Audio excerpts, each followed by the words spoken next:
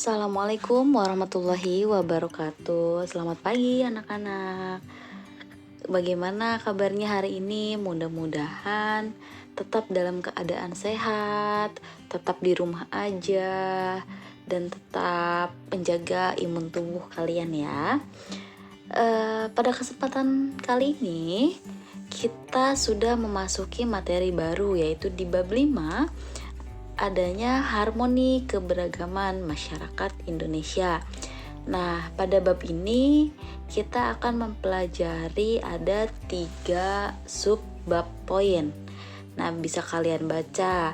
Yang pertama ada makna dalam keberagaman sosial budaya, permasalahan dan akibat yang muncul, dan yang ketiga subbabnya upaya penyelesaian masalah dalam keberagaman. Oke, sebelum mulai seperti biasa, marilah kita berdoa menurut agama kepercayaan masing-masing. Berdoa dimulai. Oke, berdoa selesai. Nah, kita lanjut untuk pembahasan di bab 5 ini. Kita lihat kompetensi dasar dan indikator pencapaian kompetensinya apa saja. Seperti biasa kita bahas dulu tujuannya kita untuk belajar pada materi bab kali ini. Oke. Kompetensi dasar yang ada di bab ini ada 2 poin. Menganalisis harmoni keberagaman, menyampaikan hasil prinsip harmoni dalam keberagaman, bisa kalian baca ya. Nah, indikator pencapaian apa saja? Itu ada 4 poin. Nah, di sini bisa kalian baca sendiri. Ada mengidentifikasi makna, mengidentifikasi permasalahan sosialnya apa, mengidentifikasi akibat dari permasalahan sosialnya apa, dan mendeskripsikan upaya penyelesaian masalah sosial, budaya, ekonomi, dan lainnya. Oke, sekarang kita lanjut di subbab A, yaitu makna harmoni dalam keberagaman sosial, budaya, ekonomi, dan gender dalam Bhinneka Tunggal Ika. Kita lihat dulu yang A. Oke. Nah, makna dalam keberagaman sosial, budaya, ekonomi, dan gender dalam Bhinneka Tunggal Ika itu ada 3 poin. Nah, yang pertama ada harmoni dalam keberagaman sosial budaya apa saja? Nah, ada keberagaman sosial pada masyarakat Indonesia melahirkan bermacam-macam status sosial, mata pencaharian, serta kedudukan dan jabatan dalam masyarakat. Karena manusia sebagai makhluk sosial tidak dapat hidup sendiri tanpa bantuan orang lain. Sehingga dengan keberagaman tersebut, setiap individu dalam masyarakat akan saling membutuhkan dan melengkapi. Oke, kita lanjut ada di poin yang kedua sekarang. Ada harmoni dalam keberagaman ekonomi pada masyarakat. Kondisi masyarakat Indonesia beraneka ragam sesuai dengan tingkat penghasilan, pekerjaan, jabatan, maupun latar belakang pendidikan yang ditempuhnya. Sehingga taraf hidup masyarakat pun pasti akan berbeda-beda. Nah, yang ketiga, harmoni dalam keberagaman gender di dalam masyarakat. Nah, adapun profesi, kedudukan, jabatan di masyarakat, baik laki-laki ataupun perempuan memiliki kesempatan yang sama untuk berperan serta dalam kehidupan sosial budaya, ekonomi, politik, pertahanan, dan keamanan sesuai dengan kemampuan masing-masing. masing-masing. Nah, itu dia makna harmoni dalam keberagaman sosial budaya, ekonomi, dan gender dalam Bhinneka Tunggal Ika. Sekarang kita masuk ke pembahasan yang B, ada permasalahan dan akibat yang muncul dalam keberagaman masyarakat Indonesia.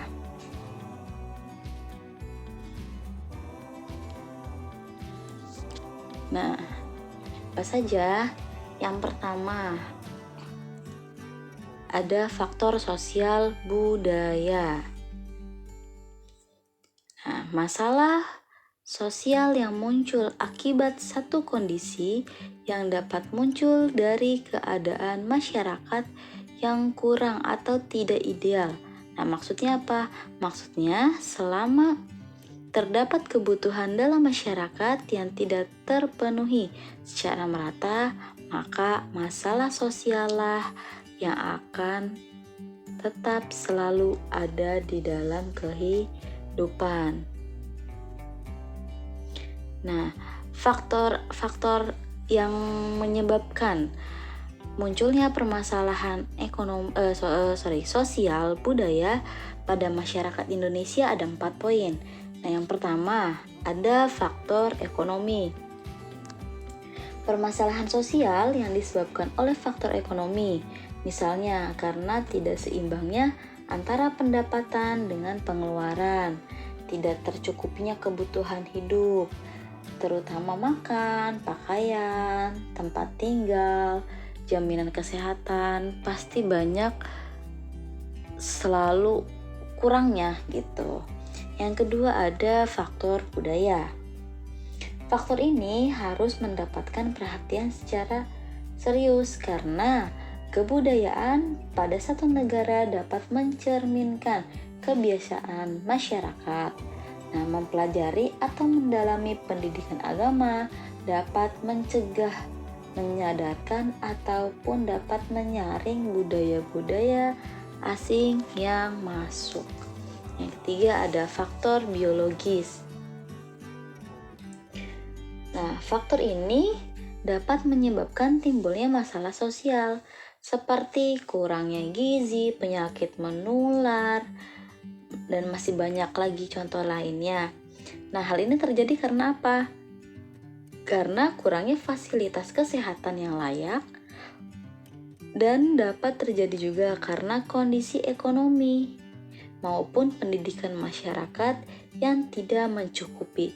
Nah, jadi sebagian besar dari kondisi biologis ini masyarakatnya mudah terjangkit penyakit. Untuk itu solusinya seperti apa? Nah, pada saat ini kan dengan cara meningkatkan fasilitas-fasilitas kesehatan di masyarakat gitu, dan memberikan pengetahuan atau sosialisasi pada setiap anggota masyarakatnya tentang pencegahan serta pemberian pengetahuan tentang pentingnya pola hidup sehat untuk menjaga lingkungan, apalagi sekarang di masa pandemi yang seperti ini ya, kita harus menjaga imun, menjaga kesehatan, menjaga kebersihan juga harus selalu diutamakan. Nah, ada lagi faktor psikologis. Nah, kok berkaitan ya dengan psikologis, kenapa? Nah, masalah dari faktor psikologis ini dapat muncul jika psikologis suatu masyarakat sangat rendah atau sangat lemah. Faktor psikologis juga dapat muncul jika beban hidup yang berat, misalnya dapat dirasakan oleh masyarakat, khususnya di daerah perkotaan, pekerjaan yang menumpuk sehingga dapat menimbulkan stres. Nah, apalagi yang dapat menimbulkan stres? Contohnya di masa pandemi sekarang banyak orang-orang yang di PHK, banyak perusahaan-perusahaan yang mengurangi jumlah karyawannya karena pendapatan mereka pun berkurang, dan itu pasti akan berpengaruh ke psikologis orang tersebut gitu. Itu adalah faktor sosial budaya. Nah, yang kedua ada apa lagi? Permasalahan ekonomi.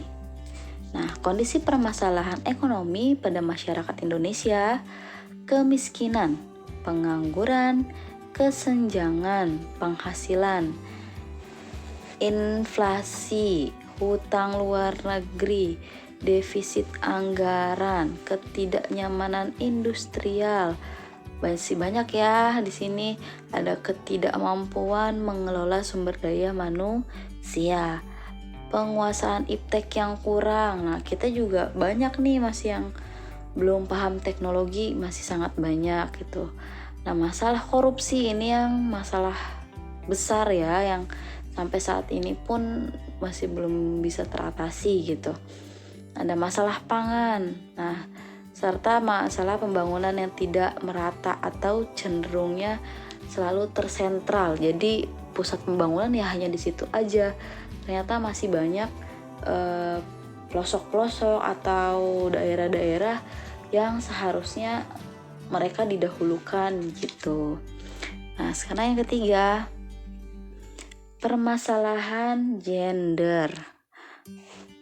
Nah, permasalahan gender pada masyarakat Indonesia yaitu berupa isu-isu umum yang berkaitan dengan gender. Contohnya apa? KDRT, kekerasan dalam rumah tangga gitu, tradisi adat istiadat, dan berbagai problematika dalam hubungan masyarakat. Nah, faktor penyebab masalahnya itu apa aja? Marginalisasi atau peminggiran ekonomi, penomorduaan atau disebut juga subordinasi. Nah, contohnya apa penomorduaan itu? Sekarang itu banyak pekerjaan yang mengutamakan misalnya, yang diterimanya harus perempuan usia sekian sampai sekian. Terus di perusahaannya itu juga sama, jadi mengutamakan semua itu perempuan atau mengutamakan semua itu adalah harus laki-laki. Nah, itu adalah permasalahan penomorduaan, itu yang dinamakan subordinasi. Nah, selanjutnya ada apa lagi? Beban kerja yang berlebih. Nah, yang terakhir ada kekerasan berbasis kodrat pada perempuan. Nah, ini yang sering kali terjadi gitu ya. Jadi itu adalah beberapa permasalahan yang muncul di dalam keberagaman masyarakat Indonesia. Nah, mungkin hanya itu saja materi minggu ini dari bab 5 yang dapat Ibu sampaikan. Satu subbab lagi berarti minggu depan. Nah, seperti biasa untuk penugasan ada di classroom kalian, atau yang mau tanya jawab juga boleh buka topik di classroom, silahkan. Nah, ingat sebelum mengerjakan kuis, kalian baca petunjuknya terlebih dahulu. Harus dibaca karena itu akan mempengaruhi nilai kalian. Oke, Ibu rasa cukup materi pada hari ini. Kurang lebihnya mohon maaf. Wabillahi taufiq walhidayah. Wassalamualaikum warahmatullahi wabarakatuh.